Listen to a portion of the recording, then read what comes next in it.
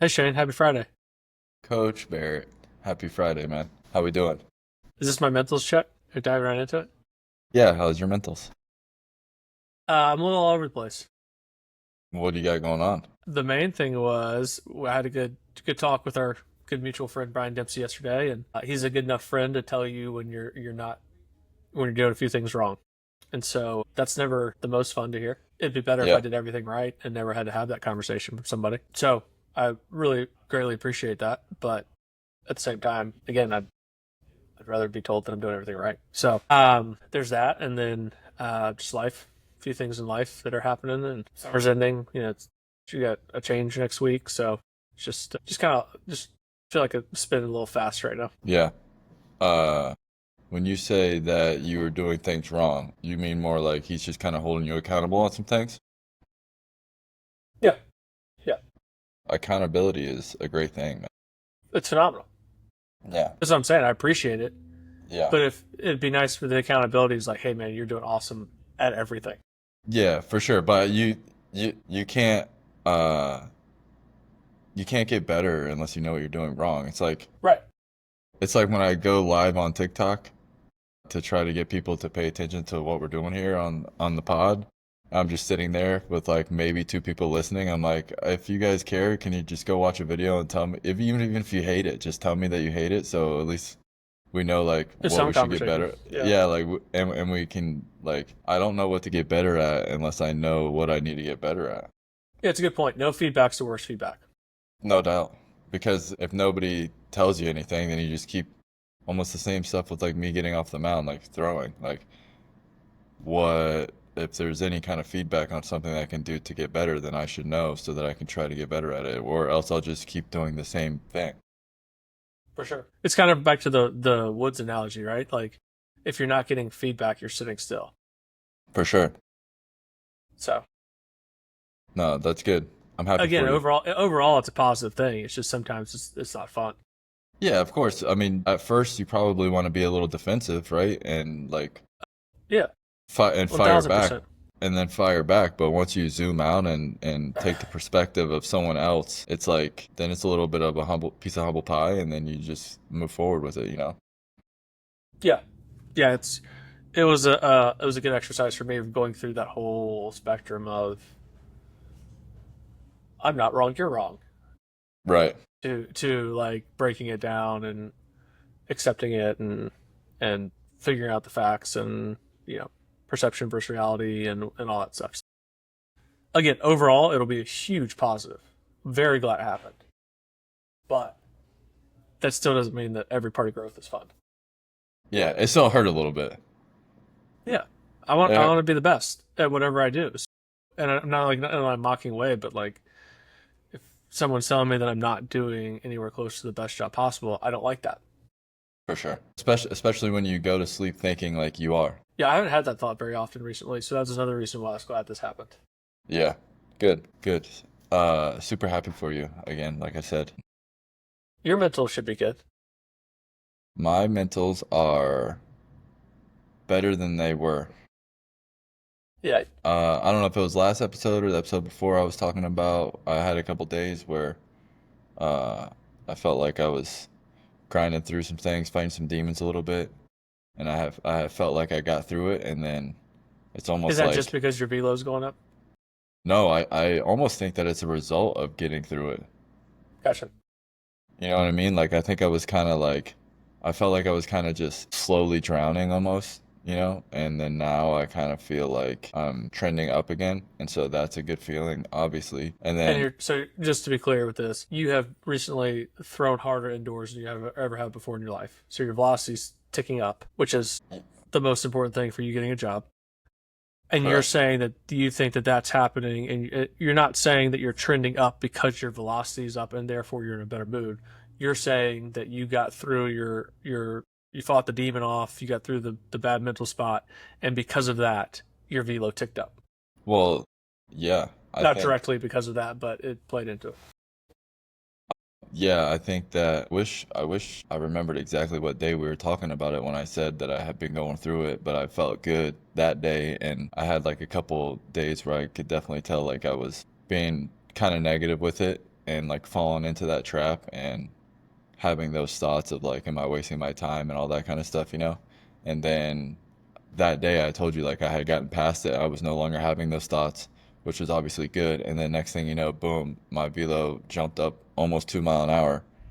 Uh, Indoor on a rubber mat, whatever. And in that building is probably the hardest I ever threw in that building ever was probably like 90 I was prior about to to say the that. last. I like when you would go off to spring training, if you hit 90 before, it was a good day.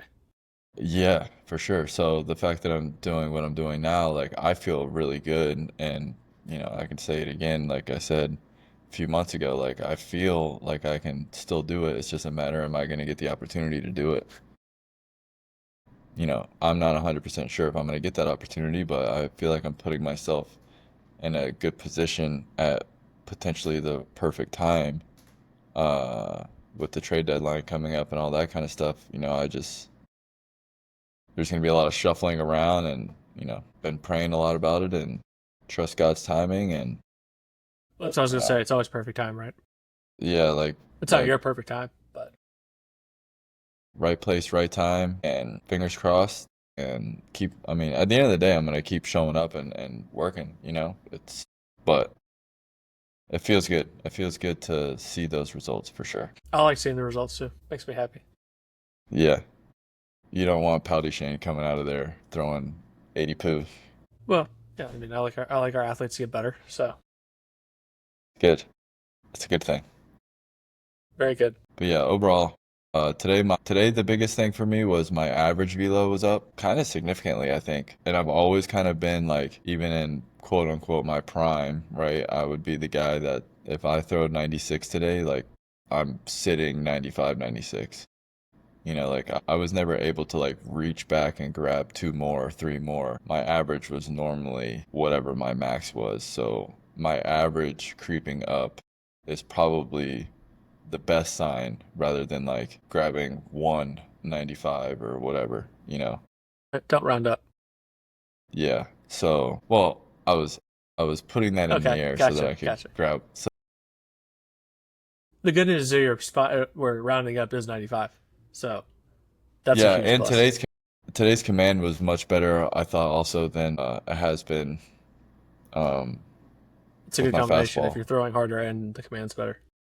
Yeah, so today overall was super good in that aspect. So extremely happy with that. And then just probably going to be a little sore tomorrow. Threw a lot of pitches today and get ready to go for Tuesday. Yeah, that kind of catapults me into something I wrote down. I was trying to look up a note that I had for this, and I actually posted it on my Instagram for like a my motivational Friday thing. But Alex Ramosi talks about if you just work hard for an extended period of time at one thing, you're probably going to end up way better than anybody else. So Yeah, if and you you really just got want to to log break more it hours. down, yeah, if you really want to break down what a little bit of what you've been doing, well, it's very similar to what you've been doing. But for whatever that thing is in your life, whether it's podcasting, whether it's becoming YouTube famous, whether it's running a gym, like his point was the bar is really low. So it's not hard to get above that bar because not a lot of people work very hard, and not a lot of people that do work hard stick with it for a long time. So if you just have those two variables, you're going to crush like 95% of the competition, whatever the competition is. And it doesn't have to be like athletically necessarily, but whatever you're trying to do. The person that does 100 episodes of podcasts is probably going to have a much better podcast than the person that does 7. It's Yeah, pretty simple. And it's one of those things that's like, oh, yeah, duh. But when we get into it, you know what I mean? Like that concept gets a lot harder to live out because there are the days that you show up. And I was messing with you, or I think you did a pull down one day this spring and like you couldn't hit 90 with the 4-ounce ball. And you were like not talking. I thought I was going to have to call someone to come hang out with me at night. Yeah, or you like it'd come over to your house and you'd just be sitting in the dark staring at a wall. yeah, And so it's really hard in those moments to be like, I just got to keep working hard. It's like, dude, I can't hit 90 with a 4-ounce running as fast as I can or doing whatever I can to generate as much power. How am I going to hit 94.7 with a 5-ounce ball? yeah. Ever. I I I think it's one of those things too where it's like if you feel like you've been working hard and then the result isn't there, you're like, well, am I wasting my time? Which is what I was Yeah. feeling before. But But realistically, in the scheme of throwing for you coming back, you hadn't been working at it for that long. You've been working hard on it. Throwing, yeah, but not throwing. Not throwing, that's what I'm saying. You started throwing October? Yeah, playing catch, but we didn't really like start ramping up until we tried to ramp up for spring training Yeah. just in case I could get in front of some teams, and then kind of had like a little setback. So looking back on it and playing Monday morning quarterback, you followed your plan. You wanted to ramp up, see what happened, just in case someone would give you a job based on what you'd shown so far. It didn't work out because you didn't get the job. We knew that if that happened, you'd have a time period where it didn't matter if you were a little sore, you had a little setback, because no one gets a job in May. And then we knew you'd probably end up throwing in the CISL if that were the case. So it was just building up to that. So you were like throwing with intensity for like 6 weeks, probably. Didn't get to where you wanted to be to get, or where you needed to be to get a job. Had a little setback, and then what I'm talking about happened in like April. So it was like 8 weeks later. So you put in 14 weeks of sort of work that was intentional, and part of it was harder than it should have been based on where your body was. That's not much time. Right. But in the moment, you're like, I may be done. Yeah. No, And now, those and were, now, 4 months later, you've thrown harder than you ever thrown inside before. yeah, those were some dark days. So it's just a really good reminder to look back at these things, and like one thing that I want to try to do, if you're not, when you're on the mountain, like look at the valley and bring yourself down, but just have some gratitude about what you've kind of come through, and also have that reminder that, hey, I'm gonna be in a valley again, and when I get in the valley, I don't want to have that mindset I did back then. I want to have this mindset like, all right, it's gonna be a little harder to tie up the boots today, but we got to go to work. Yeah. It's one of those things that I talk about when it's like your best or your largest strength is probably your largest weakness. You know, or like being super hard on myself and like beating myself up about certain things is probably what got me to where I've been. However, if it gets out of control, it can also make me spiral mentally because I just continue to beat myself up about whether I'm doing the right things or I'm not Yeah. working hard enough or what made the wrong decision to do this or to do that, like how did I end up here? All those kinds of things. So just being aware that that's how my brain ticks, right? And catching myself, like everybody has their moments. You're gonna have your moments. I had a moment that lasted a couple days and I battled through it and I went fishing and hung out with friends and BS'd and forgot about that and focus on like real life stuff that matters, like relationships and happiness and all those kinds of things. And then next thing you know, it's like, boom, everything is good Well, again. it's an identity issue, right? Something JR says all the time. If you're, because I had this issue my senior year, like that was the lowest I'd been because I sucked, and my whole identity was in being a baseball player. So if my whole identity is based on how I did on the mound my last outing, and I've had 7 bad outings in a row over the span of like 2 months because I'm not pitching anymore because I suck, what do I have to be happy about? Right. And I can't even improve my identity because I'm not getting a chance to pitch anymore because of my past performance. So it's just like, it's a bad place to be, and that's why we talk so much about that. And ultimately, I think if your identity isn't anything but God, you're going to be lost because whatever that other thing is going to fail you or die. Um, but it was a tough lesson for me to learn, and again, I was in a really bad spot simply because my identity was in the wrong thing. Yeah. Well, I commend you also for forcing me to do this podcast with you because Thanks, man. this has helped me a lot as well because I have less time of doing nothing and I have more time of doing something where my brain can't wander into like the negative world.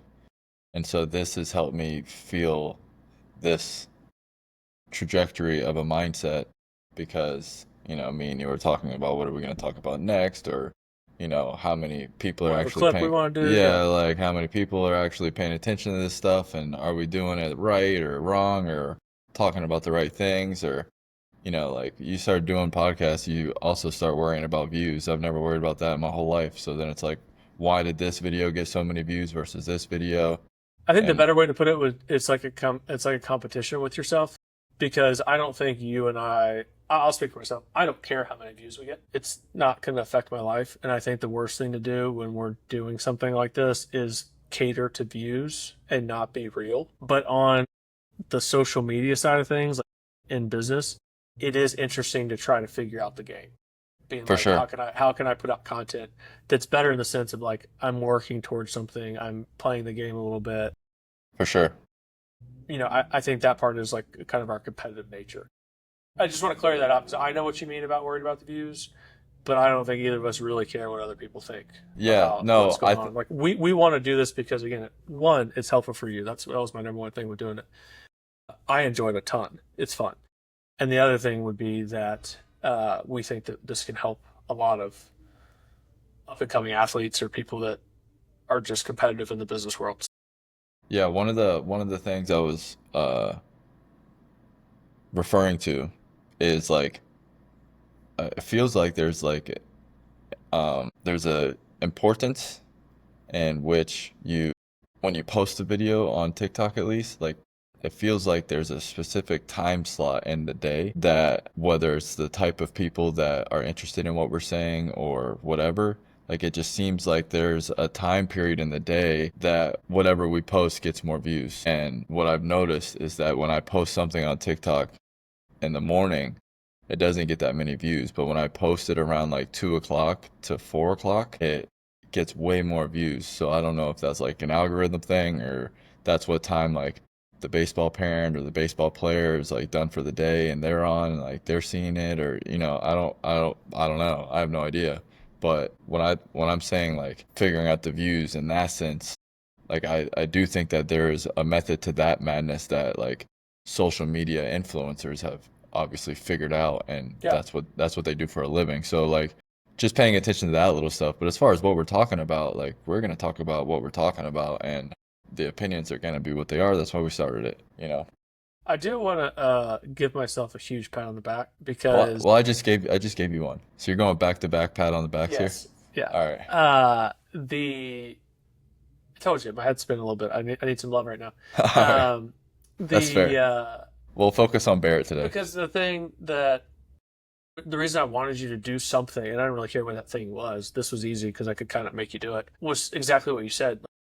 It takes your mind off of the thing. When you put in your 6 hours, which is at least what it is a day, it's probably more like a solid 8 to 10 for you of like your baseball job activities. You still have 4 to 6 hours where you're awake. And the way that you and I are wired is if we're not doing something active, we're going to dwell on whatever our job is. And so you're just going to sit there and think about why you don't have one. And why, like if you ever get one. And a lot of non-controllables, and it's just like there's no way to be happy. Jordan Peterson said something recently where it's like there's dwelling on yourself and your situation constantly and depression are basically the same thing. Yeah. So if you Depression's want just one word for it. yeah, if you want to be unhappy, like sit there and think about your circumstance all day. Yeah. So, One of the things. that's where I was trying to help you out with it because I do believe that I know for myself when we're similar in some of these ways. If I had to go home and just think about stuff, and that was the joke about me burying my emotions when my family's gone, is because if I sit there and think about how much I miss them, it's miserable. Like I'd rather do something. Yeah. Well, that part of my brain is what I talk about when I talk about like playing, when I talk to the younger players. Like if I have time to just sit in the bullpen and think about the game, I start getting really nervous. But if I am constantly like having conversation, BSing, laughing with the boys, and then maybe conversation dies down, I go get some sunflower seeds, and now I'm focused on eating sunflower seeds, and then boom, next thing you know, it's time for me to do my routine, and now I'm doing my routine, and I don't have time to just sit there. I'm good. But as soon as I just sit there, it's over for me, you know? So There's it's probably a huge mental health lesson in that. for sure. I'm not trying to say like if you're in a bad spot, this is what you need to do. But I do think that and I don't know how to help someone get out of that bad spot because I've never been there. I've been very blessed with the way that I haven't had to deal with that. So, but I think there would be a common denominators if you could get people doing and not sitting around. Like if you're someone that feels yourself starting to dwell on these things, you need to do more stuff. Like that would be a huge, like especially exercise. You need to physically wear yourself out. That's what people I think like jiu-jitsu so much is. And I had a buddy that battled some depression and some things, and he's like, I really want to do jiu-jitsu because if I do a hard workout, I can go through the workout and my mind can be on whatever I'm thinking about struggling with. saying someone's trying to choke you out, you're not thinking about whatever that thing is. You're thinking about like, I don't want to die. Yeah, it puts you more in the moment. You need more. You You need have more. no choice. That's the Yeah, perfect way to put it. You have no choice but to be in the moment. yeah. It puts you. It forces you to be in the moment more often. It's the same thing with like yoga.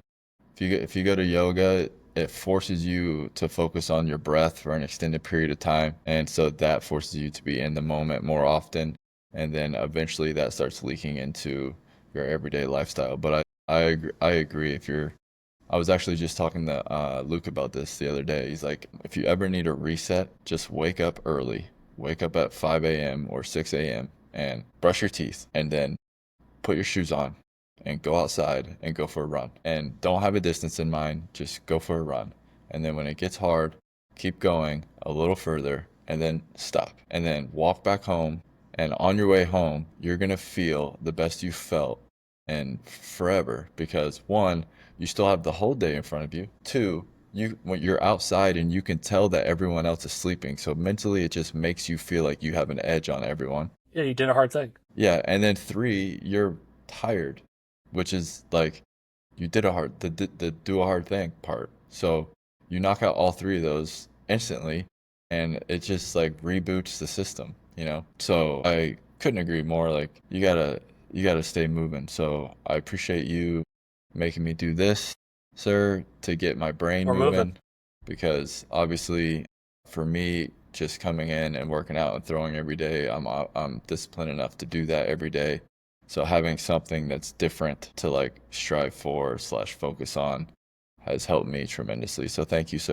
Uh, I think that the fact that I use jujitsu as an example and you use yoga as an example is the perfect way to sum us up. if you want to fight, I'll beat you up. Is that what you're trying to say? You might want to do like outbreathe me or something in downward dog. No. If have you ever been to a jujitsu class? All right.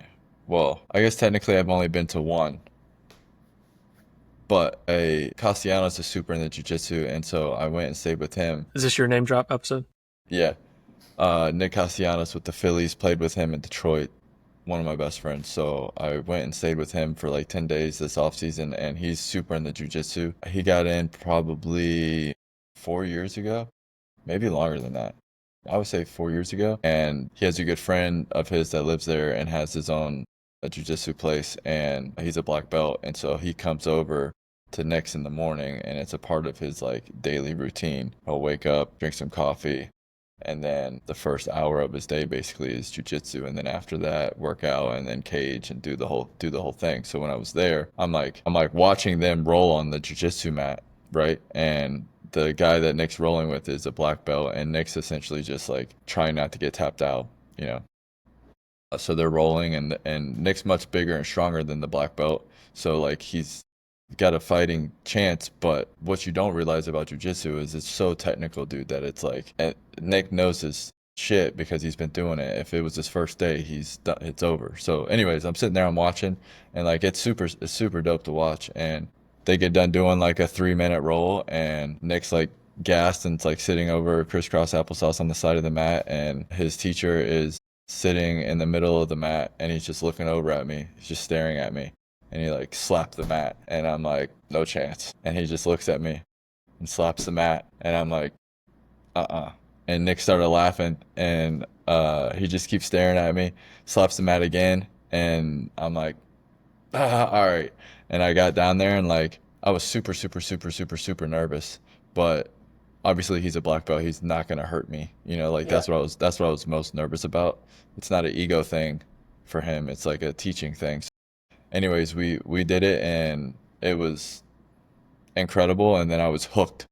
Like every day we rolled for a couple hours every morning before we started our day, and then I came home and I went to a jiu-jitsu class like the second week I was back, and the jiu-jitsu class was a much different experience than a one-on-one session, right? So I will say I haven't been back to the jiu-jitsu class, but I do recommend jujitsu for anyone that's looking for some kind of fitness to get into, or like even like a brotherhood or a sisterhood, like a community. Like the jujitsu community is filled with love and joy and passion, and like there's no egos, because at any moment you could literally just get choked out or extremely injured, like hurt. And it's not about who's the strongest. Like strength obviously can help, but it's very, very, very technical, and I had no idea. Like watching UFC fights now, I'm watching a completely different thing after just being around a black belt for a week. And at the time, there was actually two black belts. There was another guy there as well. So, and then watching them roll with each other and like, dude, it was insane. So, again, the whole thing is, I don't even have a belt. I'm not even a white belt, but I would recommend it to anyone looking for something and they don't know what to do or where to start. I would definitely recommend it.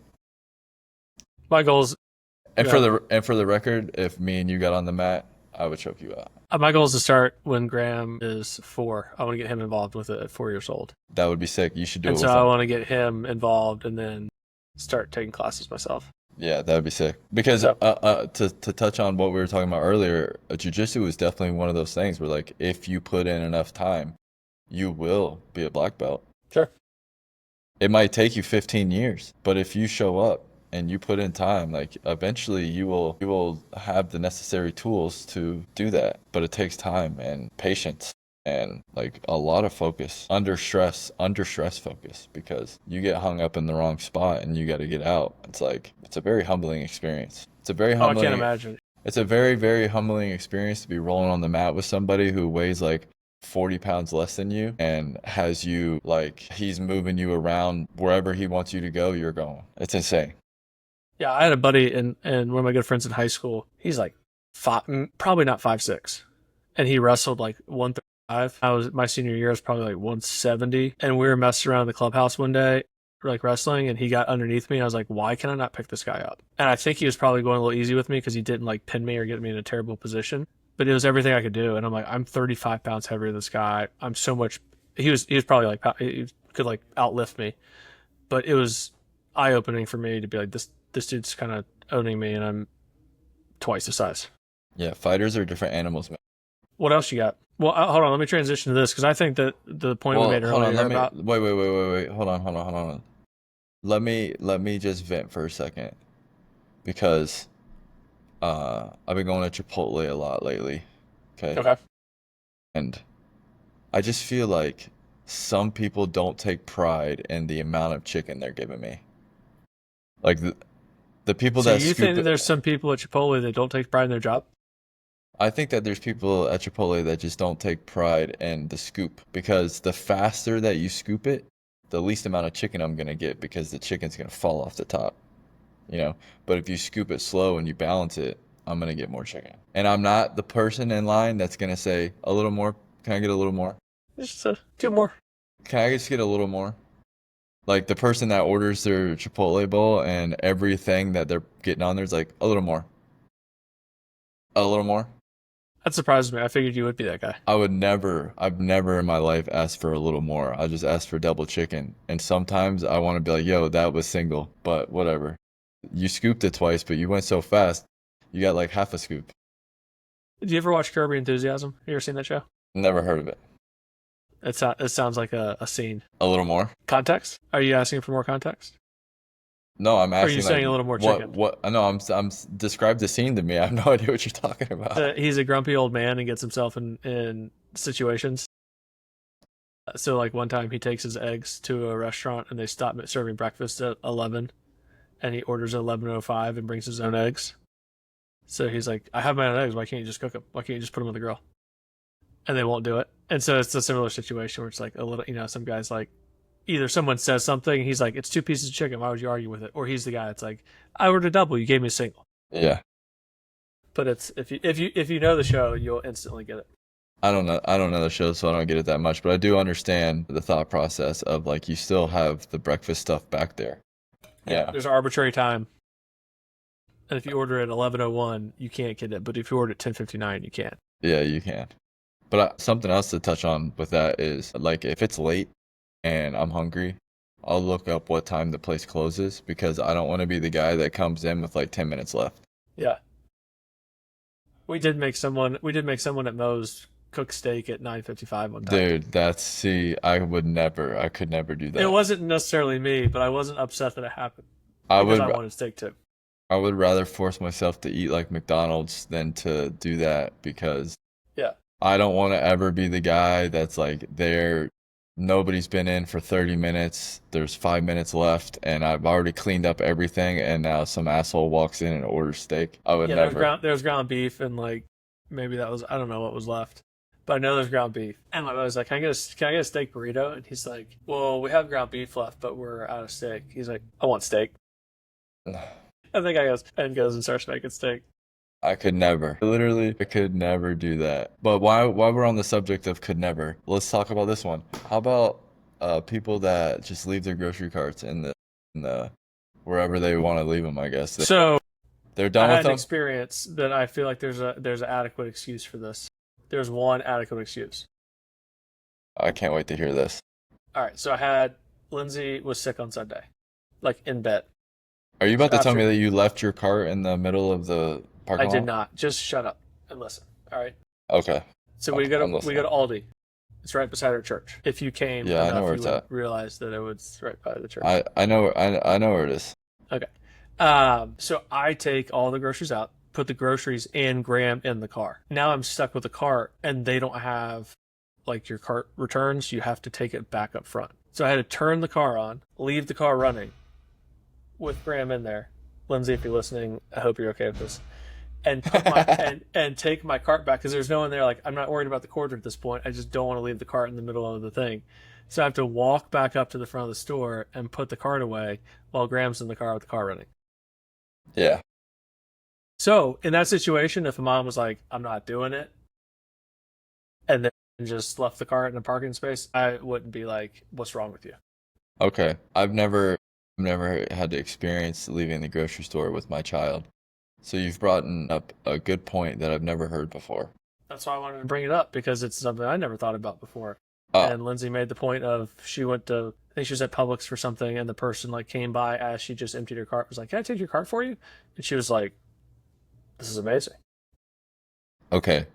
So if you're in a scenario where you don't want to leave your child in the hot car, I I understand. started it so the AC was running. It wasn't No, no, no, 98. no. I get it. You did a great job. You're a I fantastic just want to make father. sure that if Child Protective Services is listening, Yeah. they understand there's AC going.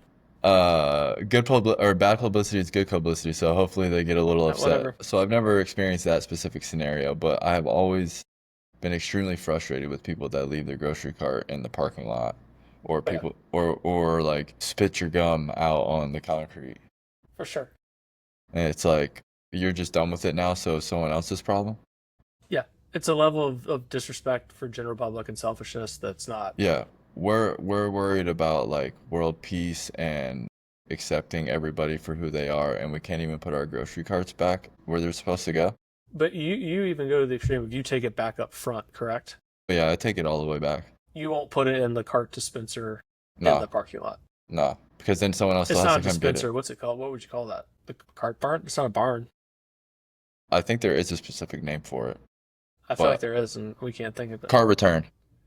Okay, we'll go with that. No, I take it all the way back in.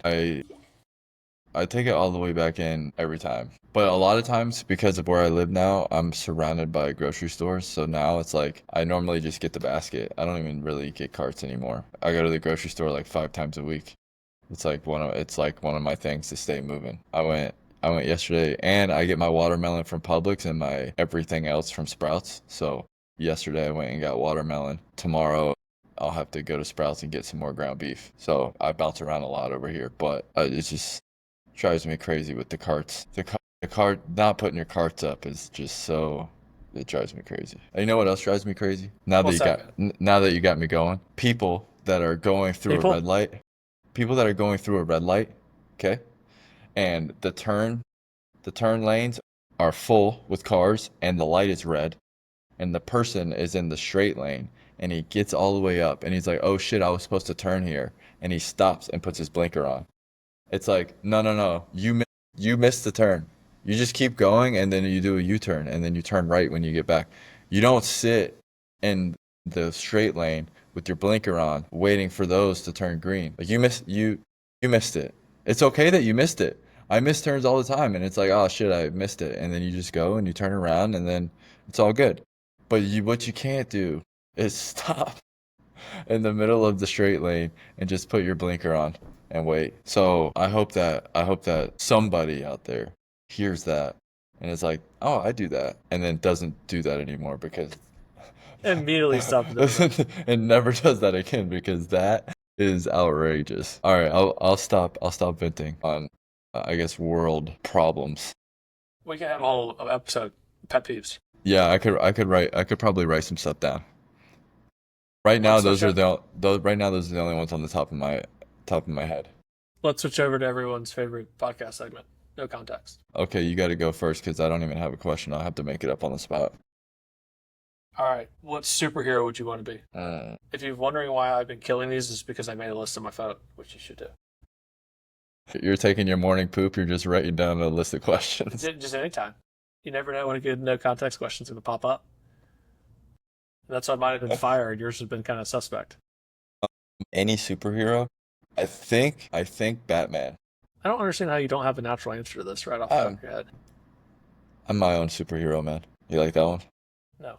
You didn't like that one. I was kind of expecting it. It'll make for a good clip, hopefully. All right, no context question for Barrett today.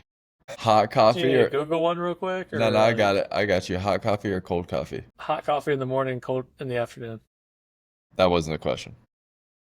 But that's my answer. Well, you're doing the thing where you ruin the no context because you gave me context. It's hot or cold for the rest of your life. Hot. Wow. I guess you can just let it cool off and then have cold if you're in the mood.